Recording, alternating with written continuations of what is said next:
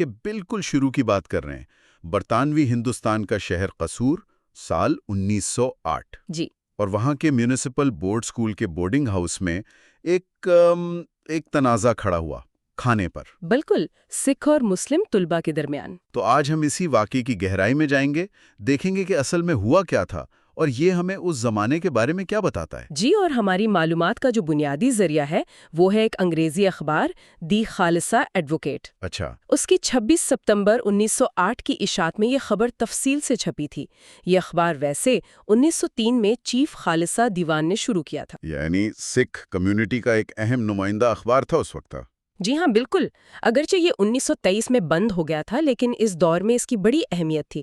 تو آج ہم اس واقعے کو اسی اخبار کے زاویے سے دیکھ رہے ہوں گے۔ اور قصور کا اپنا پس منظر بھی میرے خیال ہے اہم ہے۔ 1900 کی دہائی میں شہر کے اندر تو سکھ آبادی کم تھی، ٹھیک؟ ہاں، شہر میں کم تھی، لیکن تحصیل قصور کے جو دیہاتی علاقے تھے وہاں صورتحال بالکل مختلف تھی۔ سنا ہے کہ تحصیل کی تقریباً 60% زرعی زمین سکھوں کی ملکیت تھی۔ جی، ذرائع یہی بتاتے ہیں، اور کئی گاؤں آج بھی آپ دیکھیں سکھ سرداروں کے نام پر ہیں۔ تو یہ شہر اور دیہات کا فرق، یہ بھی شاید اس کہانی میں اہم ہو۔ بالکل۔ چلیں اب اس بورڈنگ ہاؤس چلتے ہیں۔ بتائیے وہاں کیا ماحول تھا، کتنے لوگ تھے؟ اس وقت میونسپل بورڈ اسکول کے بورڈنگ ہاؤس میں کل 41 طلبہ رہتے تھے۔ 41؟ ٹھیک۔ ان میں اکثریت غیر مسلم تھی، یعنی 24 سکھ اور 3 ہندو۔ 27 ہو گئے۔ جی، اور 14 مسلمان طلباء بھی وہیں مقیم تھے۔ تو اکثریت غیر مسلم طلباء تھی؟ بالکل۔ اور جو معلومات ہمیں ملتی ہیں اس کے مطابق اگرچہ باورچی خانے کے انتظامات کوئی بہت اچھے نہیں تھے، اچھا، لیکن اس کے باوجود یہ تمام طلباء، سکھ، ہندو، مسلمان، کافی عرصے سے بظاہر تو امن و امان سے ہی رہ رہے تھے۔ یعنی اس واقعے سے پہلے کوئی بڑا مسئلہ نہیں ہوا تھا کھانے پینے پر؟ کم از کم اس نوعیت کے مذہبی تنازع کا کوئی ذکر نہیں ملتا۔ لگتا ہے ایک طرح کی ہم آہنگی تھی، وہاں چل رہا تھا کام۔ چل رہا تھا، لیکن پھر ستمبر 1908 میں یہ ہم آہنگی ٹوٹی۔ ہوا کیا؟ تنازع کا آغاز ہوا جھٹکا گوشت پر۔ جھٹکا گوشت یعنی وہ طریقہ جو سکھوں اور ہندوؤں میں رائج ہے، جی، حلال سے مختلف؟ جی بالکل۔ تو ہوا یہ کہ 6 ستمبر کو 2 مسلمان لڑکوں نے، اور دی خالصہ ایڈوکیٹ یہ کہتا ہے کہ شاید انہیں کسی نے اکسایا تھا، اچھا، انہوں نے اس ہندو باورچی کا پیچھا کیا جو غیر مسلم طلباء کے لیے جھٹکا گوشت بورڈنگ ہاؤس لا رہا تھا، اور انہوں نے اصرار کیا کہ یہ گوشت بورڈنگ ہاؤس کے احاطے سے باہر رکھا جائے، اندر نہ لایا جائے۔ یعنی پہلا اعتراض جھٹکا گوشت لانے پر ہوا؟ ہاں، یہ شروعات تھی۔ اگلے ہی دن ان لڑکوں نے نہ صرف جھٹکا گوشت پر اعتراض دہرایا، بلکہ بورڈنگ ہاؤس میں جو حلال گوشت آتا تھا اور پکتا تھا اس پر بھی اعتراض کر دیا۔ اچھا، حلال پر بھی؟ یہ تو عجیب بات ہے۔ جی، یعنی صورتحال فوراً ہی بگڑ گئی۔ معاملہ پھر بورڈنگ ہاؤس کے سپرنٹینڈنٹ منشی چراغ دین ان تک پہنچا۔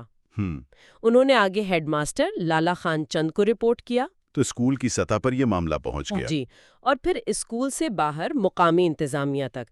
قصور کے جو سب ڈویژنل آفیسر تھے، ایس ڈی او مسٹر کیٹر، جو اتفاق سے مقامی میونسپل کمیٹی کے صدر بھی تھے، ان تک یہ بات پہنچائی گئی۔ تو اب انتظامیہ ملوث ہو گئی۔ انہوں نے کیا کیا؟ مسٹر کیٹر نے معاملے کو دیکھا اور ایک فیصلہ سنا دیا۔ کیا فیصلہ تھا؟ انہوں نے حکم جاری کیا کہ آئندہ کوئی بھی سکھ طالب علم بورڈنگ ہاؤس کے احاطے میں جھٹکا گوشت نہیں لائے گا۔ صرف جھٹکا گوشت؟ حلال کے بارے میں کچھ نہیں کہا؟ جی نہیں، حکم صرف جھٹکا گوشت کے خلاف تھا۔ حلال گوشت کے لانے یا پکانے پر کوئی پابندی نہیں لگائی گئی۔ اچھا، یہ تو پھر واقعی دی خالصہ ایڈوکیٹ کا رد عمل تو بنتا تھا۔ کیا لکھا انہوں نے؟ بالکل، اخبار نے اس حکم پر بہت سخت تنقید کی، اسے سکھ طلباء کے ساتھ صریح ناانصافی کہا، ایک یک طرفہ فیصلہ قرار دیا۔ اخبار نے اپنے تجزیے میں کئی باتیں اٹھائیں۔ سب سے بنیادی نقطہ یہ تھا کہ اس حکم نے سکھ لڑکوں کو بہت مشکل میں ڈال دیا ہے۔ کیسے؟ دیکھیں، ان کے پاس 2 ہی راستے بچے، یا تو وہ اپنی مذہبی ضرورت یعنی جھٹکا گوشت کھانا بالکل چھوڑ دیں، جو کہ مشکل ہے، یا پھر وہ بورڈنگ ہاؤس کے قواعد و ضوابط کی خلاف ورزی کریں، باہر سے گوشت لا کر وہیں کھائیں، جو کہ ظاہر نظم و ضبط کے بھی خلاف تھا اور شاید عملی طور پر ممکن بھی نہ ہو۔ تو یہ تو واقعی ایک عجیب صورتحال بن گئی۔ یعنی یا تو اپنی مذہبی ضرورت پوری نہ کریں یا اصول توڑیں۔ اخبار نے اس فیصلے کو غیر منصفانہ کیوں کہا؟ اس کی مزید کیا وجوہات بتائیں؟ جی، مضمون میں اور بھی دلائل تھے۔ ایک بہت اہم دلیل یہ پیش کی گئی کہ دیکھیں، جہاں تک حلال گوشت کا تعلق ہے وہ سکھوں کے لیے مذہبی طور پر ناپسندیدہ ہو سکتا ہے، جی، لیکن جھٹکا گوشت وہ مسلمانوں کے لیے مذہبی طور پر ممنوع یا حرام نہیں ہے۔ اچھا، یہ نکتہ ہے۔ جی، مضمون نگار نے ایک تاریخی حوالہ بھی دیا کہ اسلام تو پیغمبر اسلام کے زمانے میں آیا جو گرو نانک سے صدیوں پہلے تھے، جبکہ جھٹکے کا طریقہ گرو گوبند سنگھ جی نے رائج کیا جو پیغمبر اسلام کے بہت بعد میں آئے۔ تو اس بنیاد پر اخبار نے دلیل دی کہ اسلام میں جھٹکے کے خلاف ممانعت کا تصور خاص طور پر پنجاب کے ماحول میں منطقی نہیں لگتا۔ یہ تو ایک کافی پیچیدہ مذہبی اور تاریخی دلیل ہے، لیکن کیا یہ ممکن نہیں کہ انتظامیہ یعنی مسٹر کیٹر ان کا مقصد صرف امن و امان بحال کرنا ہو، لڑائی جھگڑا ختم کرنا ہو؟ سکتا ہے نیت یہی ہو، لیکن دی خالصہ ایڈوکیٹ کا موقف یہ تھا کہ اگر نیت امن بحال کرنا بھی تھی تو یہ فیصلہ انصاف کے تقاضے پورے نہیں کرتا۔ انصاف کے تقاضے کیسے پورے نہیں ہوتے تھے ان کے خیال میں؟ دیکھیں، اخبار نے سوال اٹھایا کہ بورڈنگ ہاؤس میں مسلم طلباء اقلیت میں تھے، صرف 14، جی ہاں، جبکہ غیر مسلم طلباء یعنی 24 سکھ اور 3 ہندو، کل 27 وہ اکثریت میں تھے۔ تو مسلم طلباء کی حساسیت کو غیر مسلم اکثریت کی مذہبی ضروریات اور حساسیت پر فوقیت کیوں دی گئی؟ یعنی تعداد کا آرگیومنٹ بھی استعمال کیا گیا۔ بالکل، اگر برابری ہی مقصود تھی تو اکثریت کی رائے کا احترام کیوں نہیں ہوا؟ اور سکھوں کے لیے حلال گوشت کی حیثیت پر اخبار نے کیا کہا؟ کیا وہ بھی اتنا ہی ناپسندیدہ تھا جتنا جھٹکا مسلمانوں کے لیے مسئلہ بنا؟ اخبار نے اس بات پر بہت زور دیا کہ گرو گوبند سنگھ جی کی تعلیمات کے مطابق حلال طریقے سے ذبح کیا گیا گوشت سکھوں کے لیے یقینی طور پر مکروہ ہے۔ انڈاؤٹڈ ابومینیشن کا لفظ استعمال کیا ہے۔ اچھا، کافی سخت لفظ ہے۔ جی، تو اس سے دلیل یہ بنائی کہ اگر سکھ طلباء بھی اسی طرح کی حساسیت دکھاتے تو وہ بھی بورڈنگ ہاؤس کے قواعد کا حوالہ دے سکتے تھے۔ قواعد میں لکھا تھا کہ کوئی ایسا کام نہ کیا جائے جس سے دوسرے رہنے والوں کے مذہبی جذبات مجروح ہوں۔ ٹھیک، تو وہ اس بنیاد پر حلال گوشت کو بھی احاطے سے مکمل طور پر ہٹوانے کا مطالبہ کر سکتے تھے۔ سمجھا۔ تو اخبار کا بنیادی اعتراض یہ تھا کہ مسٹر کیٹر کا فیصلہ متوازن نہیں تھا، ایک طرف جھکاؤ تھا اس میں۔ بالکل، انہوں نے کہا کہ اس فیصلے میں غیر جانبداری کا فقدان ہے۔ وہ جو اصول ہوتا ہے نا، fair field and no favour, جی، یعنی سب کے لیے برابر کا میدان ہو، کسی ایک کی طرفداری نہ ہو، جی، اس اصول کی خلاف ورزی ہوئی ہے۔ اخبار نے تو یہاں تک لکھ دیا کہ یہ فیصلہ اتنا زیادہ جانبدارانہ ہے کہ لگتا ہے کسی دباؤ کے تحت کیا گیا ہے۔ دباؤ؟ کس قسم کا دباؤ ہو سکتا ہے؟ اخبار نے واضح تو نہیں کیا، لیکن اشارہ اسی طرف تھا کہ شاید مقامی مسلم کمیونٹی یا کسی اور با اثر حلقے کا دباؤ ہو۔ یہ انتظامیہ کی غیر جانبداری پر ایک بڑا سوال تھا۔ تو اتنی سخت تنقید کے بعد کیا اخبار نے صرف مسئلے کی نشاندہی کی یا کوئی حل بھی بتایا؟ اس صورتحال سے نکلنے کا کوئی راستہ؟ نہیں، صرف تنقید نہیں تھی، ایک بہت عملی حل بھی تجویز کیا گیا تھا۔ کیا تجویز تھی؟ تجویز یہ تھی کہ جو موجودہ باورچی خانہ تھا، جو مشترکہ تھا اور شاید ناکافی بھی، اس کو 2 الگ حصوں میں تقسیم کر دیا جائے، ایک حصہ ہندو اور سکھ طلبہ کے لیے اور دوسرا مسلم طلبہ کے لیے۔ اچھا، الگ الگ کچن۔ جی، اور یہ دونوں حصے ایک دوسرے سے مناسب فاصلے پر ہوں تاکہ ہر گروہ اپنی مذہبی رسومات کے مطابق یعنی جھٹکا اور حلال اپنا اپنا گوشت تیار بھی کر سکے اور استعمال بھی کر سکے۔ یہ تو کافی معقول تجویز لگ رہی ہے۔ اس سے تو دونوں کی ضروریات پوری ہو سکتی تھیں۔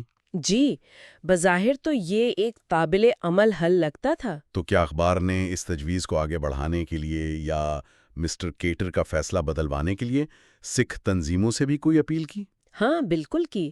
مضمون میں چیف خالصہ دیوان کی جو ماجھا سب کمیٹی تھی، اس سے پرزور مطالبہ کیا گیا تھا کہ وہ فوراً قصور جائیں اور اس سارے معاملے کی خود مکمل تحقیقات کریں۔ ٹھیک ہے۔